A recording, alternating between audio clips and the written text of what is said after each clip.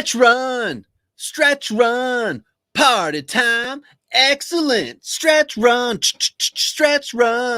We gonna help you finish number one. Stretch run. It's time for dingers.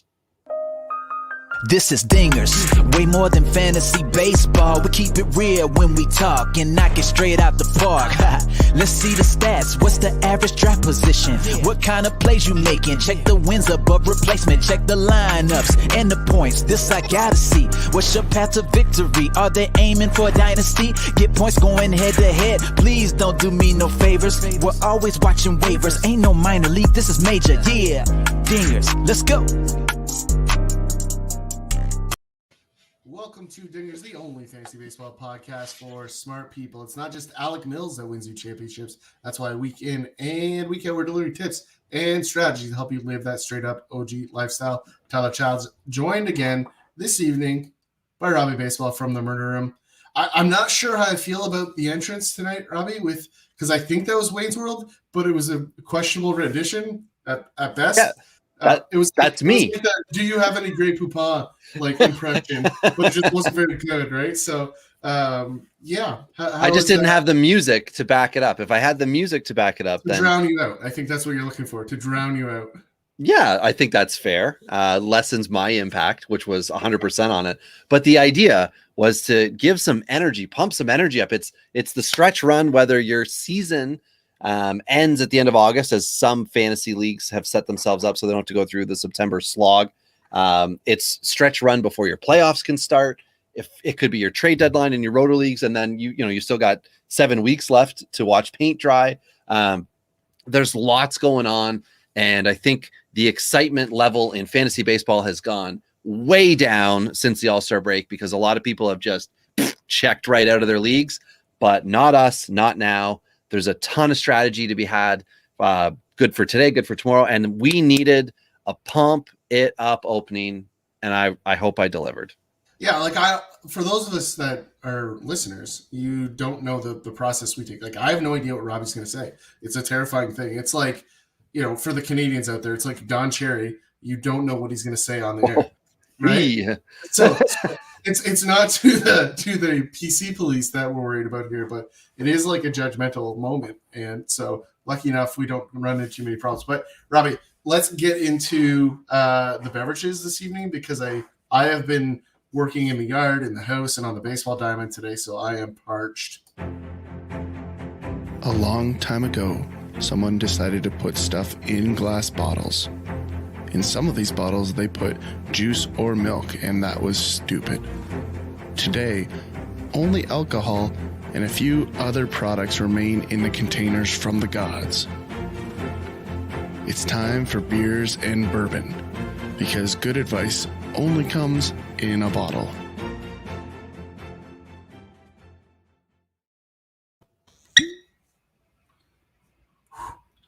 I'm enjoying an Elijah Craig this evening. I'm back on that one. I do have other ones. I was running late, so I literally just chose the one that was on my desk here. So what do you have this evening, Robbie?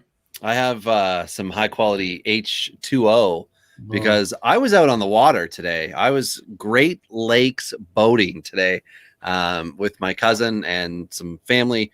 And Ray, of course, my son, was not only driving the boat, but as soon as he got to drive the boat, the very first, and this is a boat with a V8 motor. She's got some nuts. And as soon as he touched it, he nailed the throttle, full bore throttle, and then jerked the boat to the right. That's right. And my cousin was in the captain's seat with him and immediately had to course correct. But my lovely wife was also there, and she's not a fan of boats at all, which is great that I'm 110% boats and baseball. And she wants nothing to do with either. I mean, she likes to play baseball. But anyway, both of us were terrified and laughing, and it was fun. But we were the good thing we're out in Lake Huron where there's nothing and no structures near us. So anyway, it was just it was a long day out on the water. And then back at shore, my cousin had a bunch of different things for me to sample, alcoholic beverages. So I didn't want to keep going because I knew I wouldn't make it to 9:00 with our recording time. That's so. Right. Well, anyway, let's get into some players here this evening because some of them might not make it to end of season either on their roster, but at the same great time, point.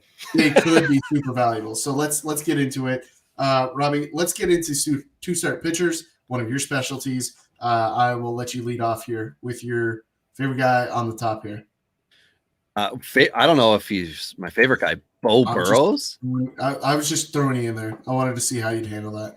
I'll be honest. I actually need to confirm that this is Beau Burrows with Minnesota. I don't believe it is. That's why I was like, I don't know if that's the right guy. Because Beau Burrows was, I don't know if he was an actual former top 100 prospect. I know he was like a cusp, like in and around that. It is Beau Burrows, by the way, just to confirm. He's pitching tomorrow. I believe he's opening. So he pitched 3 innings last. That's a reasonable role for Beau Burrows, though. No, that could very much be like Michael Fulmer, right? If you find the right spot, the guy can be successful. And the reason why he's on the list is because he could be effective in brief stints, and it's against the White Sox tomorrow. So ideally, he goes through the lineup once, does not do what happened tonight with the Cubs, where I believe the Sox put 8 on the board in the first. Yikes.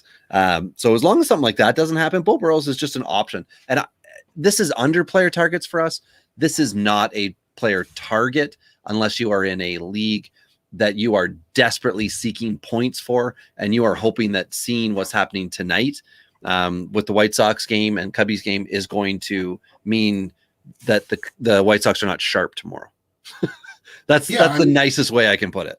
I mean, Beau Burrows was a top 30 prospect in the Detroit system, right? So he's not a nobody, right? Like he's got enough there. There's some things there that you're obviously going to be concerned with, but it's not the craziest thing in the world to think about it, because if you look at what he was used as, primarily a reliever in Detroit, the ERA isn't awful. So there's something here, and with a different pitching coach in a big ballpark in Minnesota, you never know. So I like him as a flyer at the very least. Yeah, and that's exactly what he's doing in here for that purpose. And I think the next guy up, Sam Henchins, is with Cleveland, is the exact same thing, lining up for potential to start and or opening duties. So some of these guys at this time of the year, I mean, it's a little hard to find information on. There are not as many people out there tweeting certain things about players and how they're coming along. And I mean, I don't look at Twitter as my primary resource. You can always find us there at Dingers Pod. Find Ty at Tourney Boss, myself at Robbie Baseball 1, and ask us your questions, either DM or tag us, tag the podcast, and we're happy to get back to you.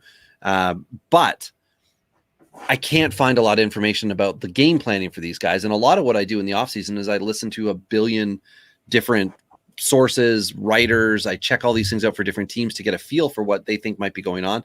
Henches could just be exactly like Beau Burrows, going through the order once at best and then moving on. And Cincinnati, who we've been waiting to take flight, they're a middling 500 team. Maybe they're ripe for the picking tomorrow. And if I would really say points leagues, if you need that extra boost from an RP spot because you don't have good closers or you have injury troubles, this could be a guy. Maybe this week he gets you 12 points. That'd be awesome. I mean, when it comes to Hankies, the stuff is there. Like, this is a guy that's a huge lefty with like dynamite stuff. His problem is that he can't hit the strike zone. It's not a matter of stuff here. Like, this is one of those guys that in a dynasty format you want to grab because he'll cost you nothing right now, and he could be a front of the rotation type guy. Like, the stuff is that good, but he has had control problems, which we see a lot of tall, lanky guys struggle with this, right? So this isn't a real shock, but this guy has the real stuff, and there's a reason Cleveland likes him. And there's a reason they've been running him out this season. So certainly not from a lack of talent, which is a good sign and could surprise you down the stretch. These are the kind of guys that come out of nowhere to finish with 3 quality starts. And you're like, wow, look at this guy. And then all of a sudden he's a top 100 pick in ADP for those redraft formats next year, right? Yeah. If Cleveland was going to the playoffs and all of a sudden he started a game, boom, he's up. And another Cleveland guy to watch would be Cal Quantrill. Now the ownership's way up for him, so he's more of check your league, I would say. But Quantrill, I think he's been a top 5 SP the last 3 starts for him. taking into account pre All-Star break.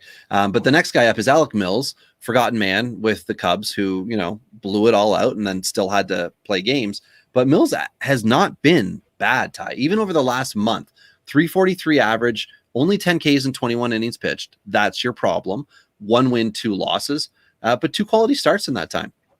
I don't mind picking up Alec Mills, stretch run. If I'm a rebuilding team, if I'm looking, you know, excuse me, we just talked about it beforehand. If I'm looking to just make sure I have a starter, Alec Mills is a guy who should start and ideally not blow up, not ruin your week.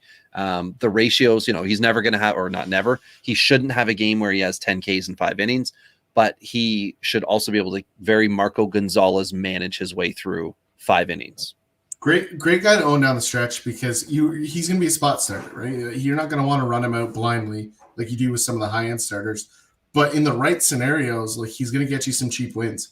And that's what you're looking for. The Cubbies, although they unloaded, they're not that bad because guess what? The 3 guys they unloaded weren't that good, right? They weren't playing that well. They weren't playing that well. And it didn't really change their offense, right? And their pitching is relatively intact outside of Kimbrel.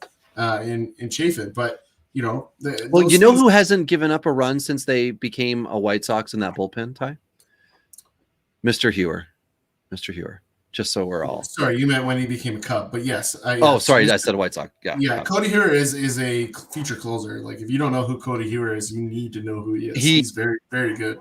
Yeah, he 100% will have the opportunity, and I was so upset with that trade because people thought that the value wasn't there, you know, blah, blah, blah, Nick Madrigal. And I was saying, they literally traded your firstborn son, Nick Madrigal. They traded somebody who, after he got crapped on, I tried to acquire in the few leagues I don't have him, and every offer was declined without a counter. So whatever it was that I was offering must not have been remotely close to what the owners of him in those leagues felt was fair value to even counter. Or they were just like, no, because he's hurt, I'm not getting rid of him, which is a really common thing in salary leagues or contract leagues. If you only have 3 or 4 years of a player and they're hurt the rest of that one, meaning you'll have, you know, 2 or 3 when they come back from that injury, a lot of guys look to bail on them right now. You know, James Paxton would be a bad example of a guy to go buy right now. But you can look at somebody else who can come back from these injuries, like the next guy up here, Jameson Taillon with the Yankees. We agree to disagree on his overall ability to help you out. I think, Ty, long term, I think that's right? I'm a little higher than you. No, ability is not the question. You're definitely higher, but it's not ability for me. It's durability for me. And well, I think I'm a little more ballsy on Taillon than you. Jeez. Yeah. Thank you. Yeah, the ball is in your court. Yeah, definitely. But yeah, I can't ride that ride. And this is consistent for me. Like I'm almost always out in injury profile guys, right? Like across, which is smart. Generally speaking, that's the safe play, right? And if you're going to take a chance, and sorry, I didn't mean to cut you off by that. I just wanted to say, if you're going to take a chance, it has to be very limited. You can't assemble a roster that requires the health of a Taillon, a Syndergaard, Boston Rodriguez. Like, just it doesn't matter. You could pick any 10 pitchers, and you can't have 3 of them that are supposed to be core parts of your success because it's just not going to happen. Like the odds are not in your favor to have those guys. But Taillon, who's now coming back second time around in 107 innings this year, 108 Ks, the ERA the last month has been under $1.50, and for the year is just over 4. But he's going to finish this year somewhere down in the 3s and about a K per 9. And he's starting to knock into quality starts, 6 on the year, 3 the last month. So my big concern is that inning count is going to get limited coming in here. I think the way that roster's been constructed, I think you're going to see a reduction in innings for Taillon. And although they're playing well, I think you're going to see them rely on a guy like Andrew Heaney potentially behind Taillon, assuming we see Severino back. Right now, which we should in 10 days, I think. Yeah, this week, next week. Yeah, it's getting close. So, you know, when that happens, there's going to be a natural compression, and you're going to look to ease off of Taillon, I think. So that's the one big concern I have for this season. But moving forward in for eternity, I will always be concerned about Jameson Taillon as an injury risk. I wouldn't mind if they cap Tyon at 5 innings rest of season. Like, Yep. if whatever the best thing is he did, whatever his best start is, they're like, we're just so we're giving you 5 innings. That's your game. That's your 9-inning game. Because like you just said, we're going to have Heaney follow behind you, which is the rare thing that I think is really good in baseball. If you can get 2 starters to just back to back, and then you ideally only would have to go to the bullpen if there's a tight situation and that starter requires, or not the starter, if your manager requires like that high velo guy to just get 3 outs in the ninth, something like that. I think it's wild we don't see more piggybacking in the major leagues. Like, with all the money that's going into the back end of the bullpen, like in these guys that have been proven to be effective in like 3 to 4 innings, I'm shocked we don't see more of it. Like at this stage, like 2 or 3 years ago, yeah, maybe, but now it's well established as a routine the way they're going through pitch counts and stuff, right? Yeah, like teams have a different way to play playoff baseball than they do regular season baseball, and we know that's because of the attrition. You have to get through 162, but now we're seeing 9 guys in a bullpen, 5 and 6 guys in a rotation. So you have, give or take 15 pitchers on your 26-man roster in some cases. So even if you had, say, 14, and you were like, we're going to have, basically 4 solid starters and then 2 more starters who are basically going to flip-flop each other. But if you build a rotation with like the high velo righty, the high velo lefty, the crafty righty, the crafty lefty, the young guy who's a fireballer, whatever, however you want to go about it. Well, why couldn't you just build a game that way where you have like the crafty lefty come in, and that's going to dictate how they set their lineup. And then after he goes through everybody, sees them no more than twice, ideally 3 innings, then you switch it up and you go to the next guy, and it keeps them off balance. But instead of saying, hey, high velo RP who only gets 1, you're going to now, gets 1 inning, you're now going to get 2 to 3 innings. We want you to go through that order once. And of course, it's not going to happen every time. You're going to get beat up. Guys are going to get tagged. Someone's arm's going to hurt and something's going to happen. But I just don't understand why no one game plans that way. We see Tampa Bay do it a bit. Yeah, but you don't see the velo guys do that though, right? Like No. I'll give you an example. Like we played in our over 30 league tonight, and so there's not a lot of like high end velocity in our league. But this guy came out of nowhere. We'd never seen this guy before. He was like a spare, like buddy off the street or something like that, and he threw fairly hard for our league. Now the first time through, we've never seen him before, and it's a bit of a tick up from what we're used to seeing. So first time through, we hit some balls, we fouled some things off, we put some balls in play. Second time through, we lit him up because now we had seen it. Now we'd seen that velo. So, they talk about it all the time. Like major league hitters can hit velocity, right? Once they've seen it, once they know how it reacts, how it comes out of the hand, they'll make the adjustment. So I think that's the biggest reason. Whereas the best starters have a combination of pitch types and movement and velocity, right? And those guys just don't have that mix. And that's why I think that philosophy doesn't work. And if those guys with that velocity had the ability to throw those other pitches, they'd be starters. So, like, I understand what you're saying, but I think it's a tough scenario because major league players are just that good. They would adjust without the secondary offering. This is my now. I think that's fair points, very fair points. Now, from a fantasy perspective, that would be nightmare for all of us. We would have to adjust a lot of things, and player expectations would be the first one on it. If you're an uninterrupted starter, then that's one thing. Because right now we've been dealing with working around openers, right? You don't want to own an opener if they cost you one of X number of starts you're allowed per week. If it doesn't matter, then you have to figure it out another way. But here's a guy who kind of came out of nowhere this year with Kansas City, Carlos Hernandez, who has been effective. Over the last month, ERA just over 4, 18 Ks and 17 2/3 innings. He's not given up a lot of hits, but 2 wins on the month. And then coming back up now is top prospect Daniel Lynch. They're both taking on the Yankees. One's Monday, one's Tuesday. This might be the kind of scenario where you could try to do that exact thing I was just talking about, where one guy comes in and does his thing and goes through the lineup no more than twice. And to your point, maybe just once is enough. And then you go to the next guy and you try to get him, just because KC has struggled so much with starting pitchers of note, prospect pitchers of note. I don't know another team that's had more guys come up and not excel this year. that maybe it would be something to consider. But regardless, it doesn't matter.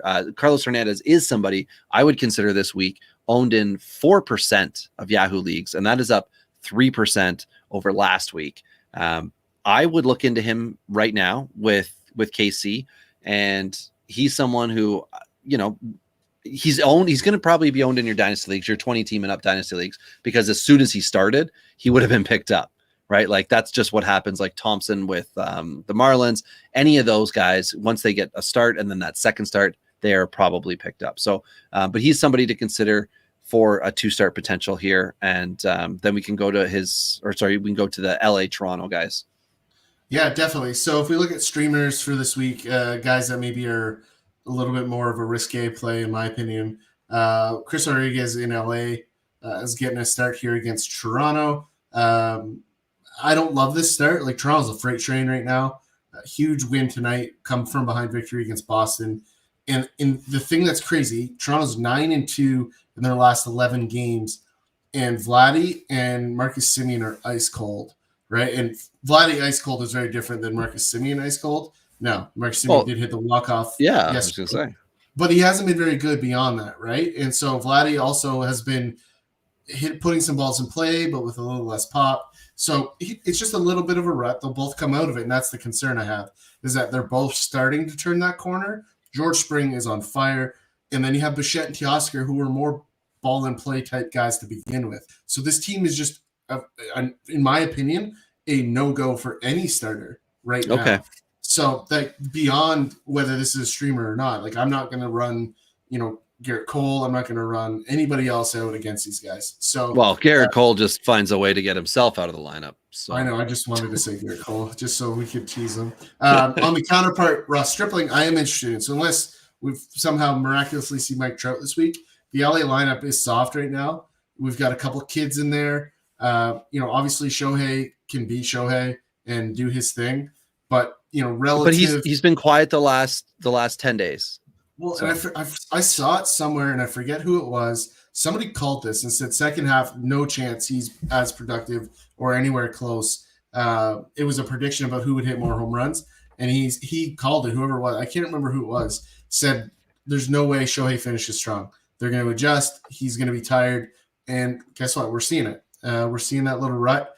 Whether he can bounce back for another strong finish, I don't know. But Ross Stripling in LA, I like it. One of the things Ross Stripling gets beat up on is the long ball. As we know, there's not a ton of long ball in the night games there. So I would assume there's a doubleheader. I think on Tuesday. Is he part of the doubleheader? Do you know? He is part of the doubleheader. So I believe for LA, Chris Rodriguez has the first game, and then Jose Suarez has the second game. Suarez is another guy, a better option than Rodriguez because Suarez will stick in the rotation. Rodriguez will go down. It's Steven Matz in the first game and Ross Stripling in the nightcap. Okay, that's what I was going to say. Toronto. That is what my expectation would be for that exact reason. Matz just gives up more hard singles. That's really where Matz gets beat up if he walks a couple guys. He'll give up some of those singles, and it'll just compound. So I like Stripling in that game. Jose Suarez might be a good counter in the night game, a second game of a doubleheader after the trip out west. That's a good game to be, pitching. I'm very concerned about Toronto, but I do like the scenario of a starter against a team traveling to the West Coast after a long homestand. I mean, it was very riled up and emotional in Toronto. So if you were to say, like, is this a bit of a trap series? Like, yeah, like this for sure for Toronto is one that they're going to have to try to dig deep. So if there was anybody I was going to start in LA in this group, it's definitely Suarez though. But I don't think I would either way, in my opinion. Yeah, I like Suarez because it's going to be the night game against Toronto for the first one. That's why he's my pick. The next guy up is a really interesting one, Justin Steele with the Cubs. So he's been a dominant reliever for the Cubbies at the MLB level, a dominant reliever, and I think starting to get stretched out as a starter in AAA, and he's coming back up tomorrow. The Cubbies are moving to a 6-man rotation. Another good thing about the Alex Mills idea and streaming, not sticking him in and starting.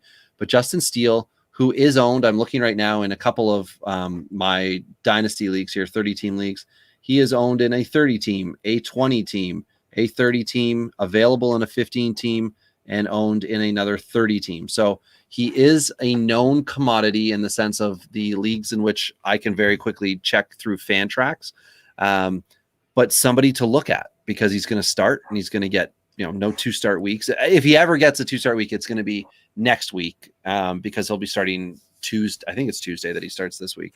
So somebody to consider because it looks like the Ks are there.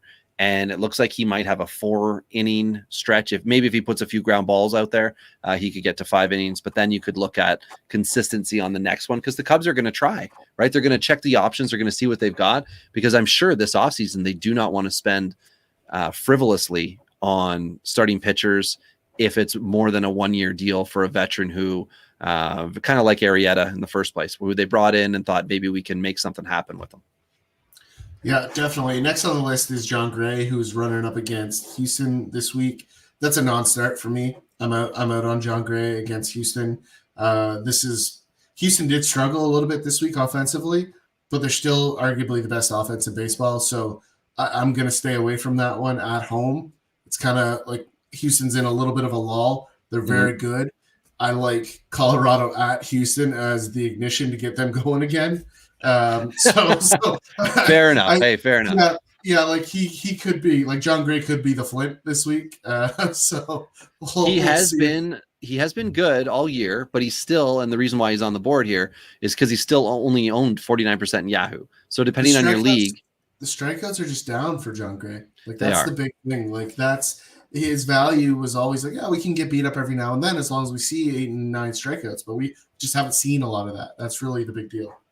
Yeah, and as I'd mentioned earlier, Daniel Lynch coming back, who had a start last week, got his second career win, 7 Ks.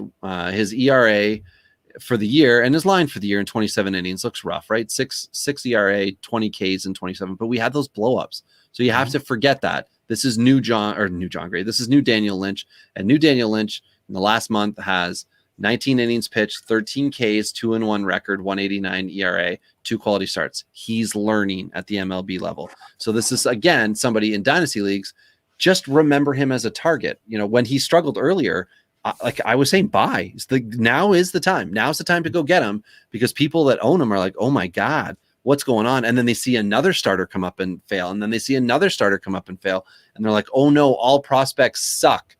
Prospects can't make the leap right now. But that also is a great opportunity for you to sell, if you still have the ability to do so in your leagues, to get Lynch and sell off somebody else who's a highly touted prospect of some sort. Because I would much rather have Daniel Lynch learning rest of season, much like Tristan McKenzie learning rest of season and going into my rotation next year as stable starters than I would having, name your prospect. I don't know if that's fair. Nick Lodolo, Luis Gill would be some other guys on the cusp. Ty, we've talked a little bit about them this week. But just as other guys, I would rather have the known commodity that I can work with as opposed to the guys who could be on the cusp. Yeah, definitely. I agree. Always take and we talk about this all the time, talk about the guys that are proven.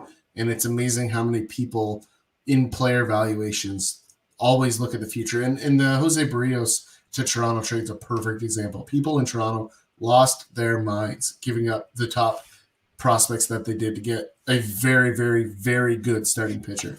And that's a perfect example of what we're talking about in fantasy baseball. Yeah, everybody in all my leagues was basically saying, well, that trade would never happen in a dynasty league. And I mean, it's situational. To me, it didn't look like Toronto paid market value to get Barrios. It looked like they paid a premium. But in the eyes of Blue Jays front office, it's a premium worth paying. And for everybody that's upset today, when we go into the off season and we're talking about next year with the Blue Jays, there's going to be stability in the rotation because we already know Robbie Ray's leaving. So Barrios can help to fill the void. And when we were in this off season, the 2021 off season heading into the season, we did not do anything but say, well, we're not sure what's going to go on with Robbie Ray, with Nate Pearson, with all these different guys. So for the Jays to pay the premium, just like you could in your fantasy team, you can get that stability. And it doesn't mean that Daniel Lynch is going to be an ace next season, but it does mean that Daniel Lynch is worth the price you pay in prospects because he is graduating out of prospects and into an everyday MLB or an every 5th day starter. Let's keep this trade tree alive to kind of nail the point here, right? Like Simeon Woods-Richard, who went to Minnesota, came from the Mets for Marcus Stroman, right? This was a can't miss prospect. Well, guess what? He's missed a lot in the minor leagues. His walk total is outrageous, and that's why they traded him, because they just don't think he's going to be elite. And I have to say, I feel the same way. I just don't think he's going to be the guy. Austin Martin still could be a very good center fielder, but I do not think he's going to be Juan Soto. I think he's going to be more Victor Robles, Miles Straw. Oh my goodness. Like, but I have those same concerns. No, it's you know what? It's better to try to be realistic and downplay a prospect than to be part of the blowing them up party, right? Yeah, like speed and defense is going to be there, but it's the offense I'm very concerned with Austin Martin. Yeah, and that's fair. So we'll move on to the next guy, Nestor Cortez with the Yankees. He's getting a start. I believe Nestor Cortez is gonna have the ability to pitch for the Yankees. I don't know why I have to say this. Did they not just trade and get starters, and now this is what's happening here? Like, Cortez had a start last week, 5 innings, only 2 Ks, but kept the ball in the field, and maybe he's an option, right? And SPRP at this time of the year, if you can slide a guy who's RP eligible in as an SP, that can be that little edge that you get. He picks up the win or some damage control, whatever it is. He's an option, and he's owned in 8% of leagues. So good duster too. Yeah, he's got the stuff. Oh my gosh, a kid I coached in hockey. I saw a picture of him today, Ty. He has the mustache of a guy on a wanted sign. I couldn't believe it. Just like some of the kids I coached when they were 15, and now I'm looking at them just laughing. The mustache is coming back, so if you're in a dynasty league, you can pick up a mustache. Do it. a young guy with a stash.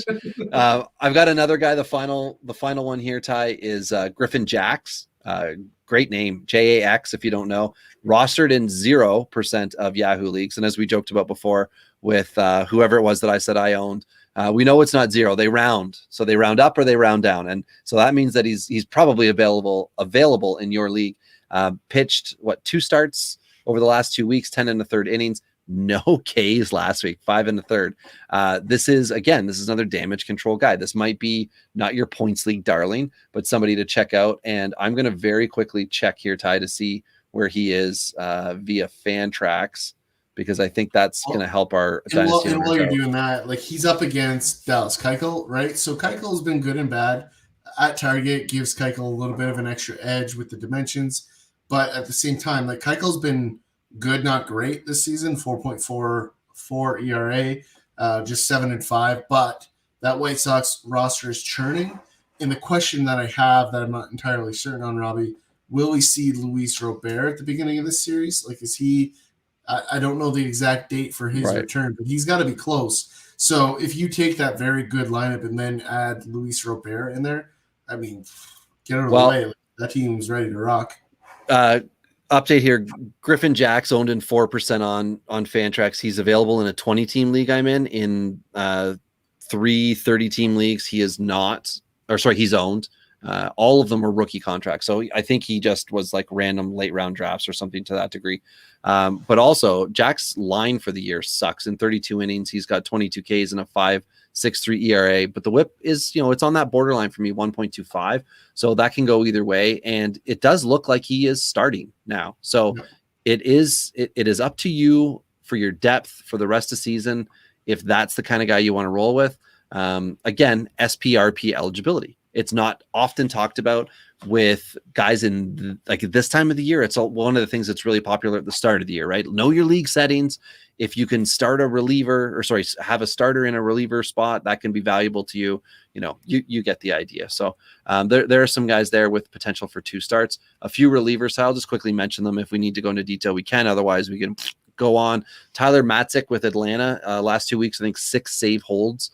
Michael Lorenzen with Cincinnati looks like he's starting to get the job done there. And then Brad Boxberger with Milwaukee. We talked about him as a guy who could have some success in Milwaukee this year. It's been up and down a little bit for him. Every time I pick him up somewhere, he blows up. So right now, I don't currently have Brad Boxberger anywhere. So maybe this is the time for you to go get him.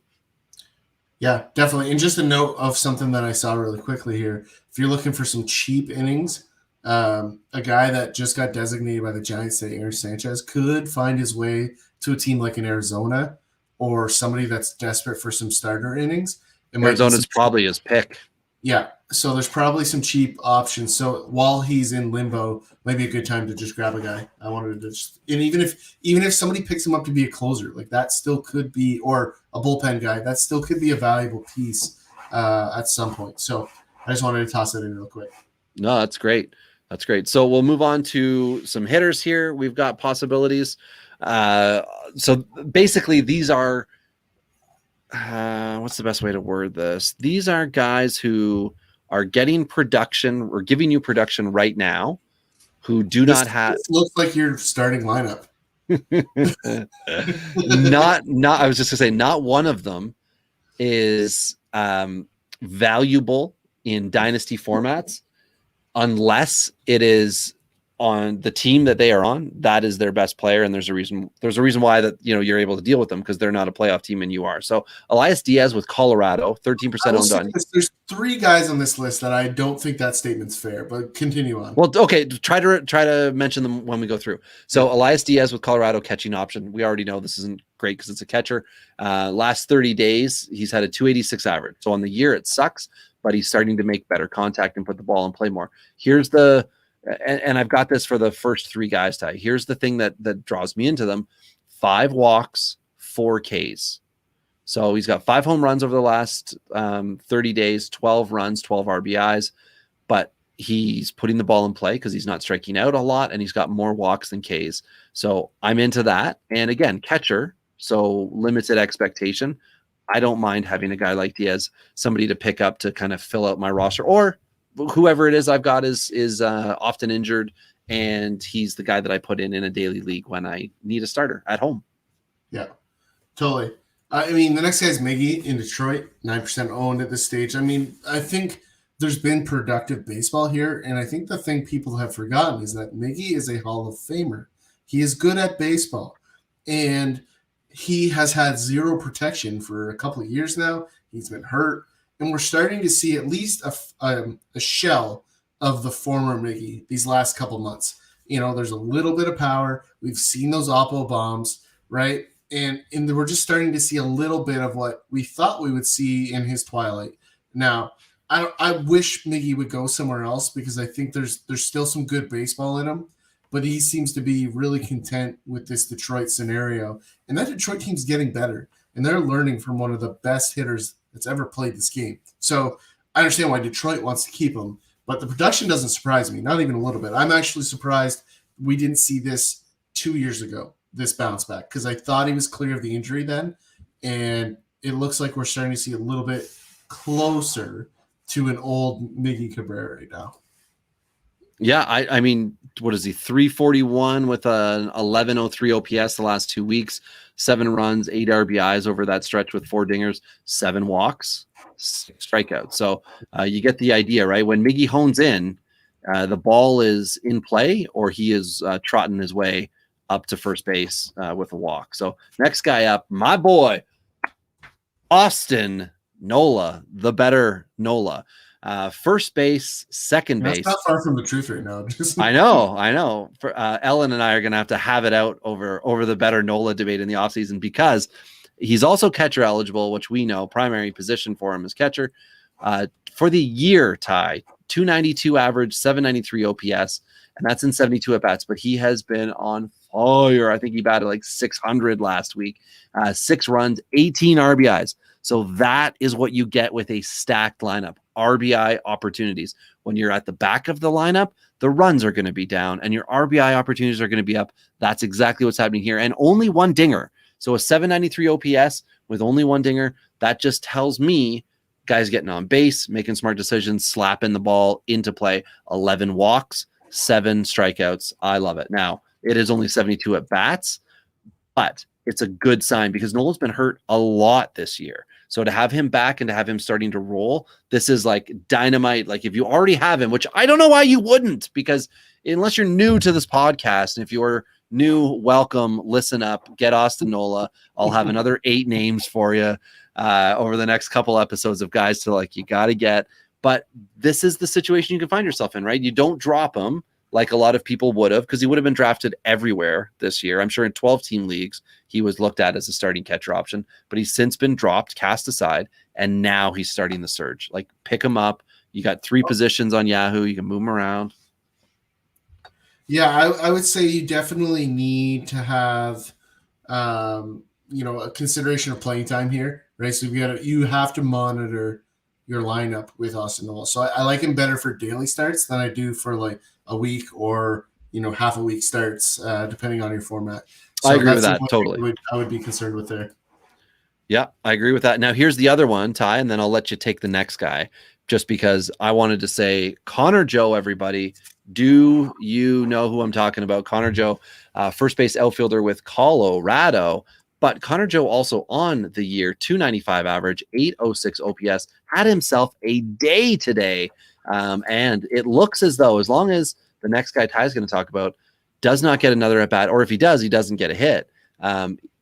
Because of Connor Joe and some other of these pickups, will zoom from thinking I might miss the playoffs in 130-team league to leading my division just because of guys like this. So 9 runs, 22 RBIs, no stolen bases, 5 dingers on the year, and a 2-to-1 strikeout to walk ratio, which is, totally manageable depending on your league format. I wouldn't bat an eye. If you're not counting Ks or walks, then you're fine. But Connor Joe, it looks like, has regular playing time now. And he came in as a fill-in today because somebody got hurt and had a day. So he is taking advantage of opportunities given to him. This is what we see. The most obvious example that we have, Ty, is Jose Bautista given the opportunity to play, and look what happened. Now, I'm not saying Connor Joe and Jose Bautista are at all in the same category. I'm saying the opportunity to play can create positive things for these elite athletes, and maybe that's what's going to happen with Connor Joe. Yeah, my only concern is what happens when we see Welker probably down the stretch here in September, right? So the only thing I would say is pay attention to what happens when you hit the playoffs here with Connor Joe, because his at bats could dwindle if we see Welker, who's off his 80-game suspension, is rehabbing now. So I don't think he's coming up though, Ty. I think they will in September, because I think they want to know. I think they want to throw him right into the fire. I think they have to find out how much of his performance in the upper minors was as a result of that. And I think a free window in September to not impact the contract's the right time to do it. They have no reason not to, given where that team's at. But I think it'd be a very poor management decision to not give him MLB at bats. I don't have it in front of me to state the exact fact, but I know they've done things to limit the team's ability to bring those guys up. So I'm not exactly sure how that will work. But limited the number of guys, and what we know is that Colorado doesn't have any good players in the minors, so there should be nobody impeding. They've just reduced the number of guys. Yeah, I thought it went to 28 instead of 26. It is. It's something or instead like of 40, which it was before. Sorry, 40 was the original. All they did was reduce the roster size. I think you can still move guys freely up and down, because the minor league season's over in most formats. Now this year might be different because they delayed the start, right? So I don't know that for sure. But I will say this, I think we're going to see Colton Welker. I think that's a fact. Okay. All right. Well, that's something we'll definitely have to look into for the next one. So as long as Cesar Hernandez in his next at bat, if he gets one, does not get a hit or a home run, really, I am going to be in a great position in that one league I just mentioned. But outside of that, Cesar Hernandez has been really good. For some reason, he's owned roughly around 30% all year long. I think it's just a crummy situation in Cleveland, a really crappy start. But over the last month, he's been a 300 hitter with a 930 OPS, 13 runs, 6 dingers, 15 RBIs. Pretty good walkout to strike ratio. He's about 20% strikeout rate for him. A little over 10 walk rate. Cesar Hernandez is getting it done this year, and a lot of power too. 20 dingers for him. So I'm not sure why he's not owned more. He's typically one of those guys that's a 1-year guy. I think this is a long-term bias, right? If you said any other second baseman has 20 home runs, you're going to be all over him. Oh right? Yeah, definitely. So I think this is just a long-term bias that owners have. Listen, Cesar doesn't hit for power, right? And I think that's what we're seeing. Yeah, I agree with that. Next guy up here, Ty, Abraham Toro with Seattle. Looks like he's second, third base eligible. Check your league settings, of course. Third base is his primary, or was his primary position, but nobody in Seattle can play second base. properly. Just talked to Dylan Moore, falling off grace. Shedlong cannot stay healthy, poor guy.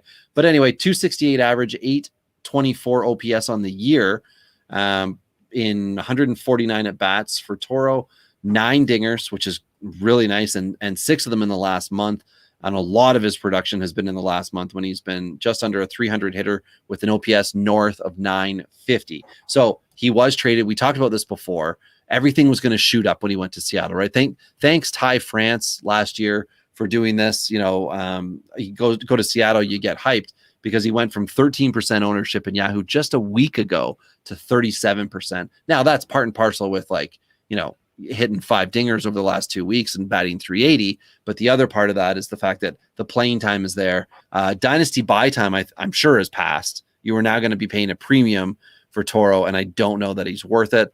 But if you're in a league, a keeper league where he wouldn't be, have all those rookie restrictions, things like that, I would absolutely consider Abraham Toro down the stretch, especially because he's now got second base eligibility. Yeah, I like Abraham Toro. I think this was a great acquisition for the Mariners. They have a gap at second base, which we've seen this season, right? Like Moore, Shedlong have both kind of shown they might not be capable of what they thought they were capable of. It wasn't a Josh Donaldson turnaround, as Dipoto liked to say with Dylan that Moore. Hurt.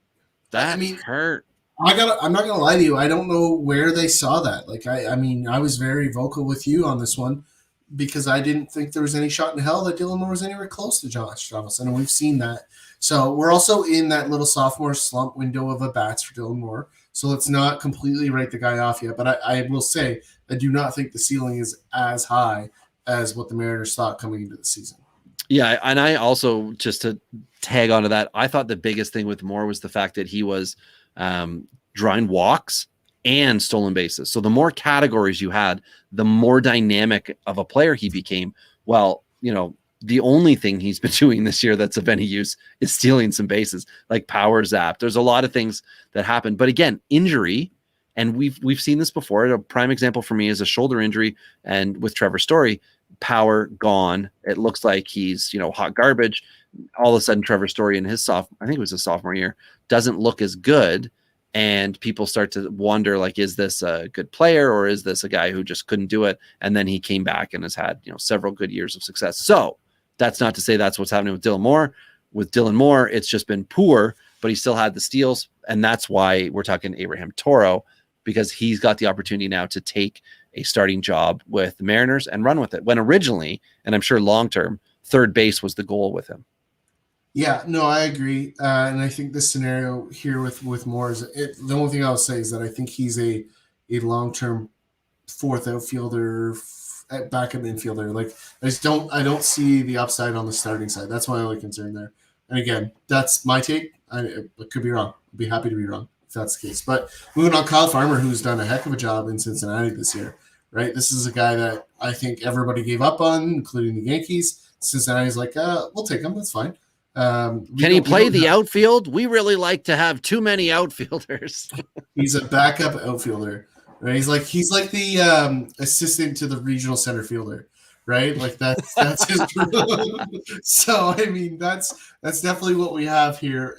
But I mean, he's done an admirable job at shortstop for Cincinnati. Like, definitely not a weakness, which I think a lot of people entering the season would have said that. We talked about this because this was a Rule 5 type guy. We talked about Kyle Farmer. Yeah. And we said this could be a guy that just didn't have playing time. And guess what? We see that with a lot of shortstops. Honestly, we see a lot of this type of guy eventually profile at maybe third or second when they're replaced by who, let's be honest here. Like, there is better shortstops defensively than Kyle Farmer. So eventually that's going to happen. But can he slide to third or second? Like, I don't know what they're going to do with Jonathan India next season.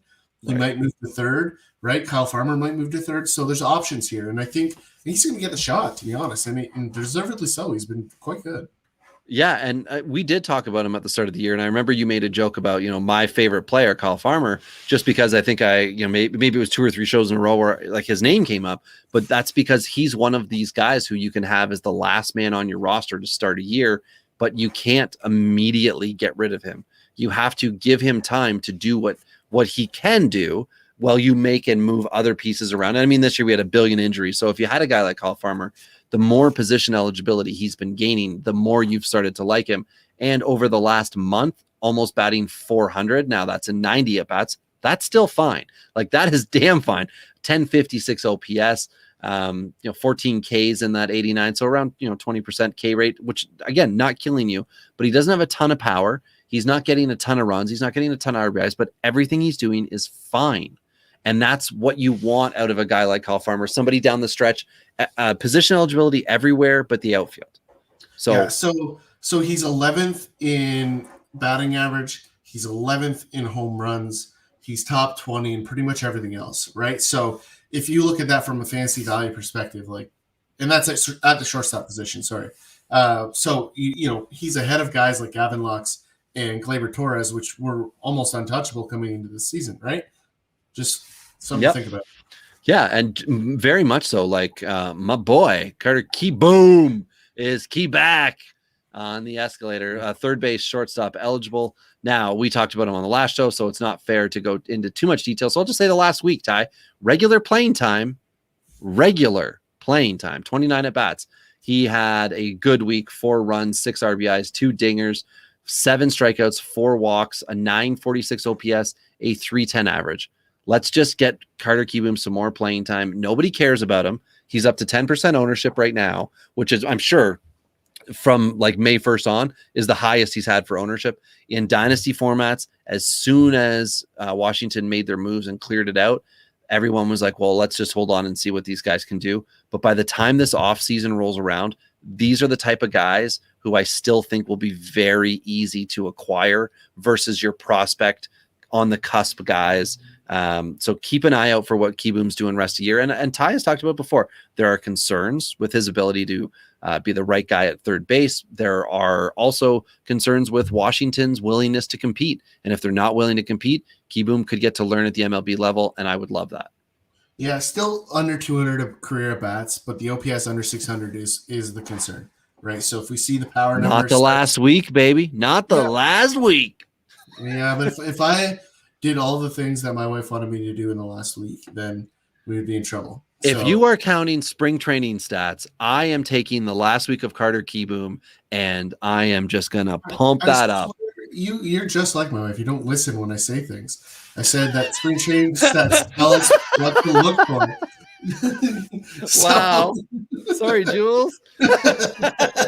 Yeah, she will listen to this, so we're good. It'd be great if she was somehow in the room and threw something at you that like smoked you in the head, and like it was just on video. That would be the only way to make that better. And I would have been just roasted live on the air, but it's all good. So, but Kieboom is just a guy I'm not touching. He's gonna have to prove me wrong. Jorge Soler picked up right where he left off in Kansas City, here in Atlanta with just nothing. There's still upside here, and the power is very real. It's obviously a counting stat type of pickup here for Soler. The at-bats are going to be there. He hit the 2-hole again today in Atlanta behind Albies. They need some protection for Albies. Albies has played well, so there's that. But, Soler just hasn't done much yet, which is exactly well, it's just been dingers. It's been dingers. 10 in the last month, Ty, and the OPS north of 1,000. That's what he's bringing to you. So if they can get guys on base, you'll start to see the runs and home runs pick up in addition. But that's what it is, right? It's strikeout to walk ratio was even the last week, 5-5. So that's great. 25 at bats. I put him on the list simply because his value was down so low that I was starting to see him getting floated out in leagues where he has an amazing contract.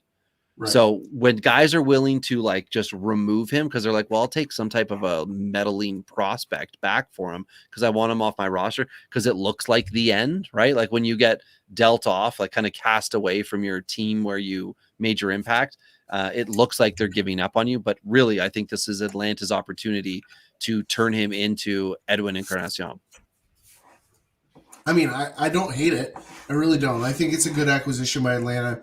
It fits, the Anthopoulos style of acquisition. I'm not sure we're going to get the consistency we want to see here. So if they do, I agree with that. Yeah. I think if we do, great. But I think it's a flyer at best, and the upside is there. It's just will we see it? So next guy on the list, Rafael Ortega. It sounds like an evil villain in a movie. He just killed somebody's brother. Is exactly what I hear when I hear the name Rafael Ortega. So tell me why people should own Rafael Ortega, Robbie. Well, I didn't realize this when I wrote this in. His ownership on Yahoo is at 41%, up 40% from last week. So Rafael Ortega is now the new hot item. And in several dynasty leagues of mine, because he has enough at bats, he's not owned. Or he was just picked up off waivers. So depending on your league format, maybe you can just go get him.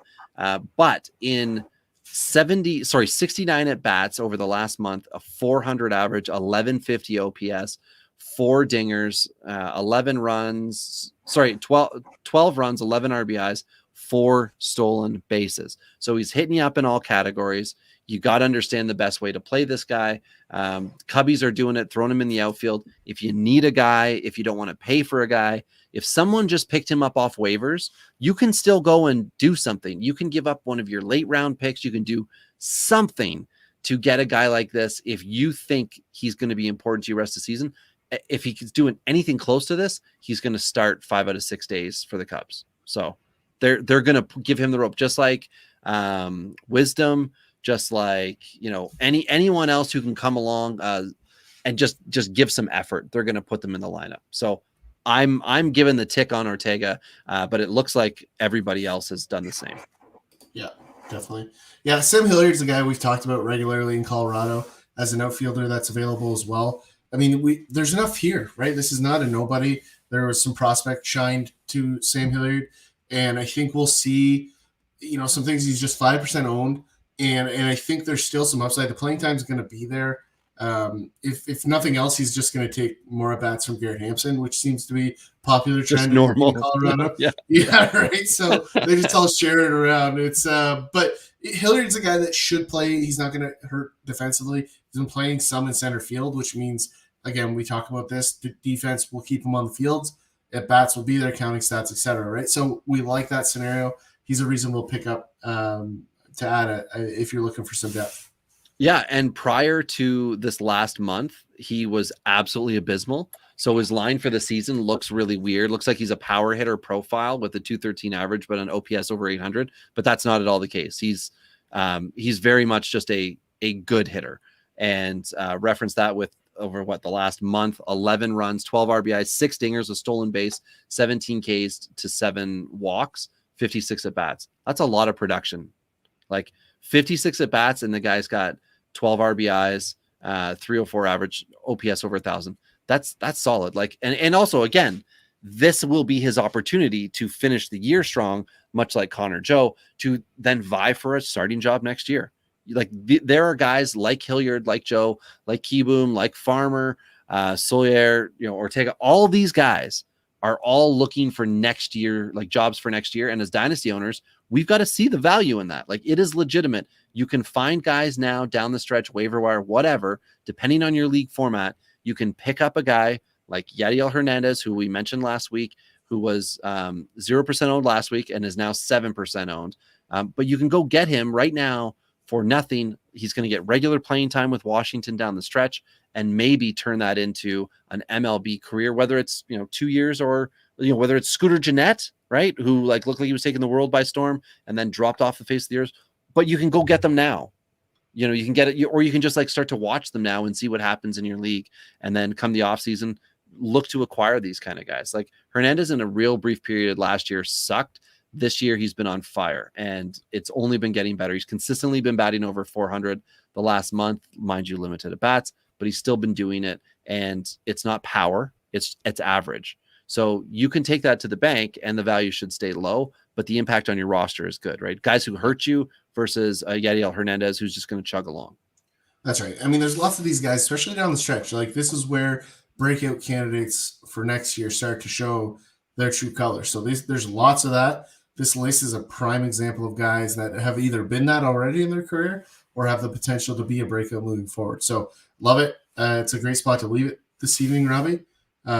We've got a lot of good baseball down the stretch. We've got a lot of playoffs implications in fantasy and in real baseball coming up here. So make sure you're considering that when you're setting your rosters. We're going to cover that over the next couple of weeks here as you start to get into your playoffs. So until then, make sure you hit up Robbie Baseball 1 on Twitter, at Attorney Boss, and at Dingers Pod here.